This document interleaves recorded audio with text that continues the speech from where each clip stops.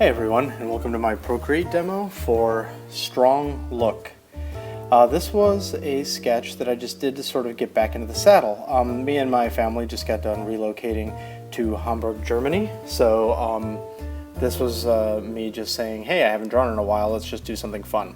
So he sort of just follows the standard archetype of like a, grizzled guy with like a hat and a scarf type thing. Nothing particularly special. It was more just I wanted to sketch something pretty quickly and then do some watercolors on it. That was the entire impetus for this this piece. So here you can see my rough sketch, all done in Procreate. I used to do all my sketching in Adobe Sketch, but since this captures the drawing, I just sort of started using this a little bit more often.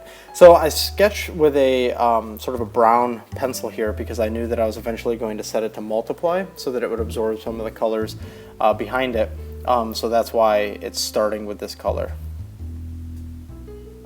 I also knew that I was just going to do this sort of thing where I was going to frame him by having something in the bottom right and something in the top. So the thing that's sort of like a hat, or I guess you could even interpret it a different way, but that was really more just because I wanted to fill the entire space. I wanted to have a portrait canvas, but I wanted to completely block off that part and just bring focus to the middle. So the actual design of him was straight just around. I wanted somebody with strong features. When I was sketching, I really wanted the idea of the nose overlapping the upper lip so that it created a little bit more depth and just gave him a little bit more of an interesting face. And then as I was sketching, I just sort of started going down the route of certain details that I just thought would make him seem cool.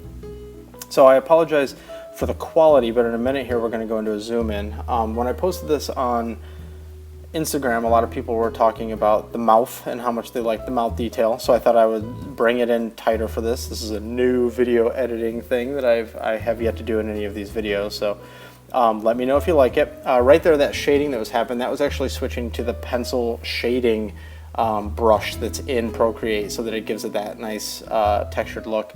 You can go back and re-watch that to see exactly how that worked, but I basically filled in the dark area and then erased away on a different layer so that I could get it and make it look smooth, make it look right, make it look like it was a natural medium.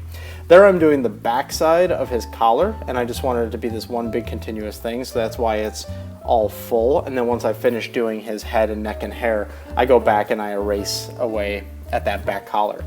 And then for the hair here, because sometimes I find it difficult to have control in a digital medium over certain curves, I just did the hair very quick and very loose with almost no change in line quality, and then I'm going back in now and actually changing the thick and thin of the lines after I got the nice smooth motion of the first time around.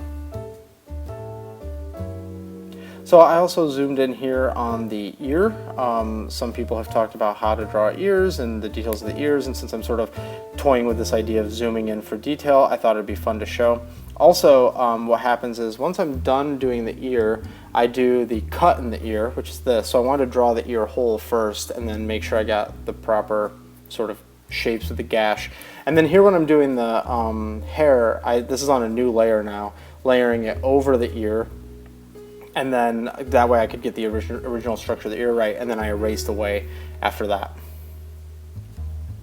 So here we go with just some quick hair stuff, and then I finish off the collar by erasing away everything now that's in front of it, and then we start getting into some of the color stuff. I knew that I was going to make this a little bit of an earth tony, very warm image. I just thought it was going to fit the way the character looked, and I knew that I wanted to do watercolor as I've done that in the past and really had a lot of fun doing it. I always have a lot of fun doing it because it's quick and it gets the idea done without having to go through all of the rendering.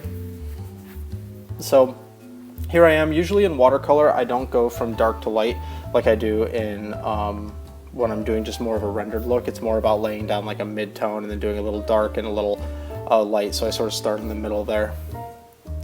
And here I'm just putting the shine into the hair. Now I've zoomed in again so you can see some of the mouth work. And it's really basic once the drawing's already in. Made sure the shadows were really heavy on that upper lip to really create depth, and then put some shine on it, and then I throw like a little bit of tartar on it at the end just because he doesn't really look like somebody who takes care of his mouth very well.